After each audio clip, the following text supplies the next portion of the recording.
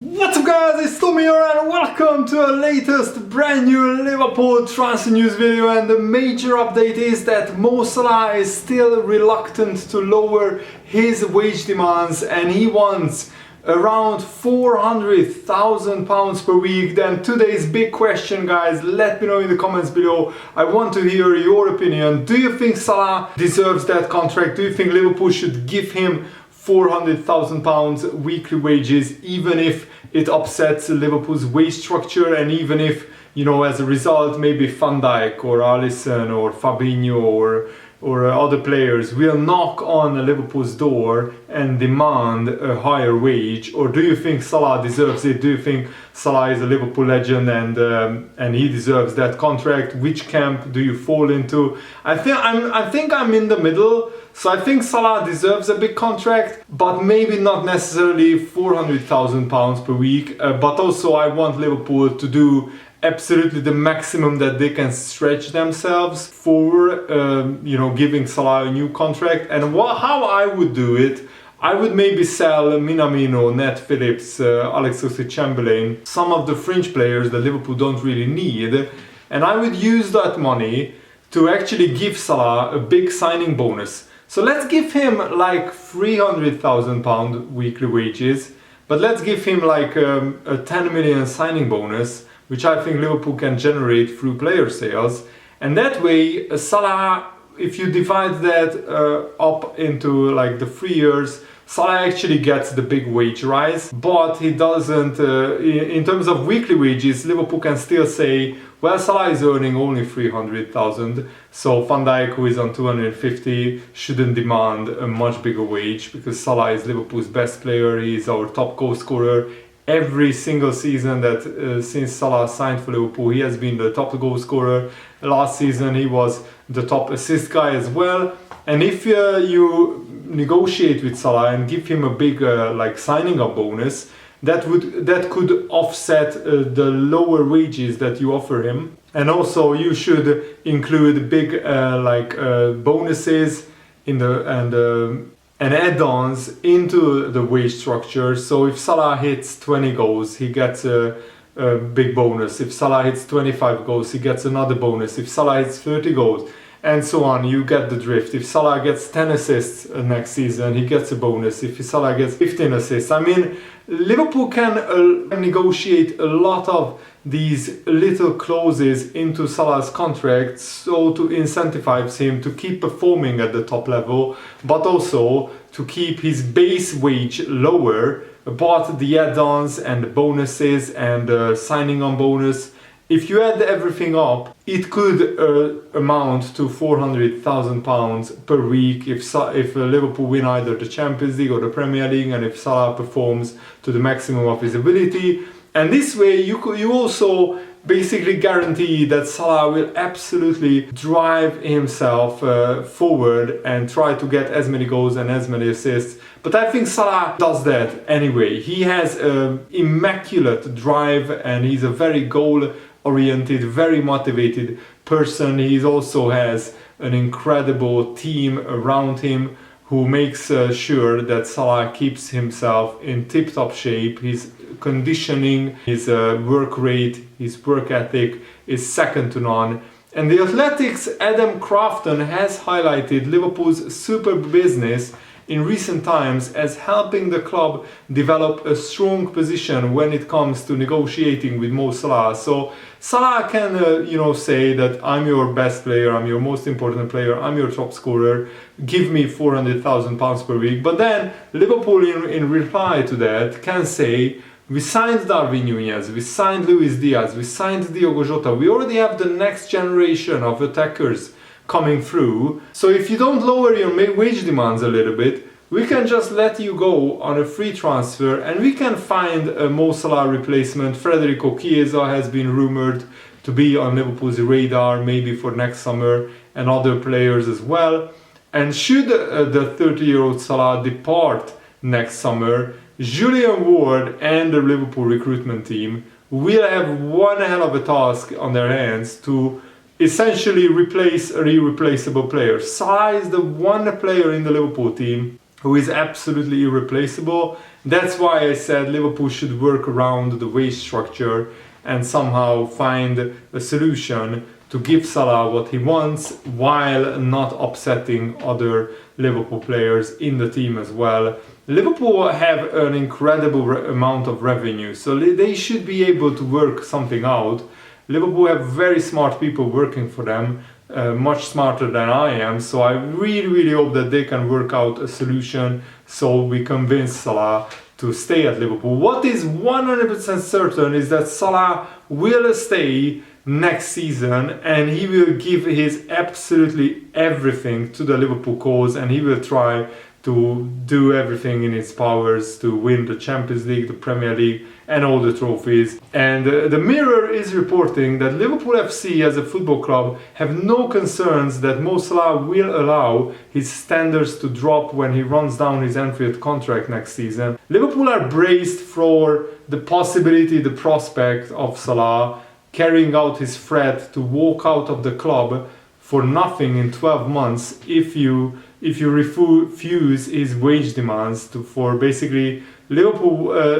Salah wants Liverpool to double his salary. Right now Salah is earning around 200,000 per week, and he wants 400,000. Senior sources at Liverpool have confirmed that they have gone as far as they can in the negotiations with Salah's camp without smashing their wage structure after selling Mane to Bayern Munich in a deal potentially worth 35 million to break another contract stalemate. Liverpool currently do not see Salah initiating a compromise, but the belief inside Liverpool is that Salah is too much of a perfectionist to down tools and to not try his hardest in his potentially last season. Of course, Salah shared the Golden Boot with Heung-min Son with 23 goals, and he also won the FWA Footballer of the Year and the PFA Player of the Year awards. So he won 2 individual awards, plus the top goal scorer, plus the top assister, the top playmaker award, plus the FA Cup and the League Cup as well. Salah's relationship with Jurgen Klopp remains strong, even though his end product in the second half of the season has been a little bit lacking. Liverpool's capture of Darwin Núñez in a deal that could cost upwards of 80-85 million pounds has maintained the potency of Jurgen Klopp's strike force.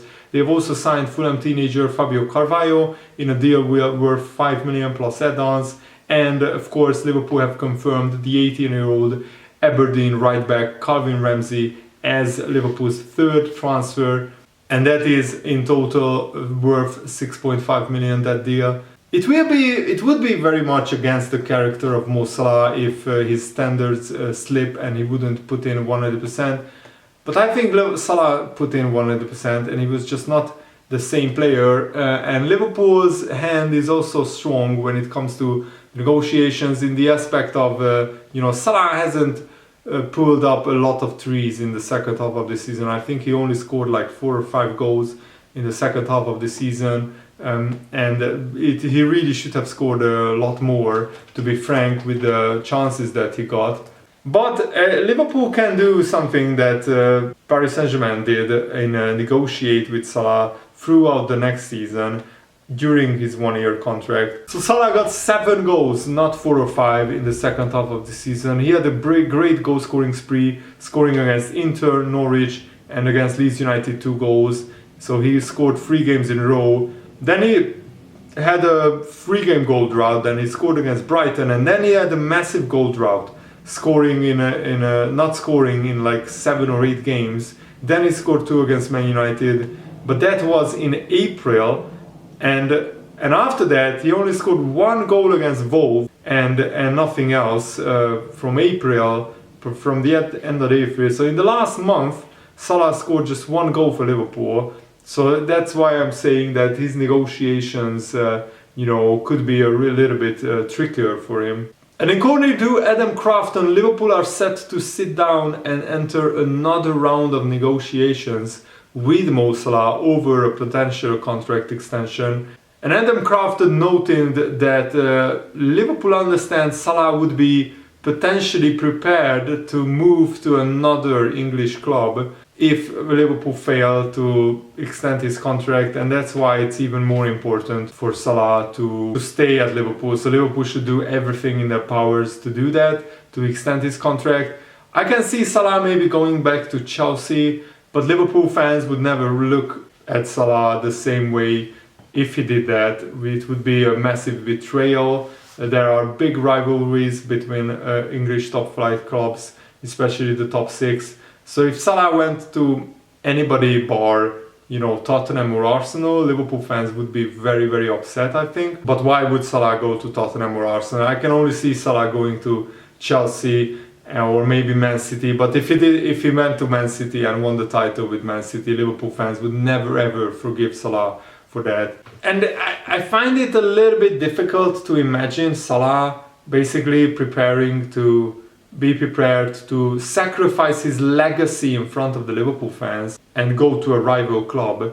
That would completely tarnish his legacy, his reputation, his legendary status at Liverpool. So if Salah really wants to go, he should go abroad. He should go to Spain or wherever he likes, but just not to a rival English club. That would be unacceptable. So where do you stand in this Salah negotiation debate and contract debate? I would really love to hear from you. I already shared my opinion. I also am a little bit sad to see Takumi Minamino being so frustrated after he had such a great season. He scored 10 goals. He had a big part, a massive pride. Probably Minamino played the biggest part in Liverpool winning the League Cup, and he played a massive part in Liverpool reaching the FA Cup final and winning the FA Cup as well. But Minamino was still disappointed, even though he got 10 goals and 1 assist. He said most of the matches I've played in mainly cup matches were the ones that nobody was really interested in. Even if I got a result,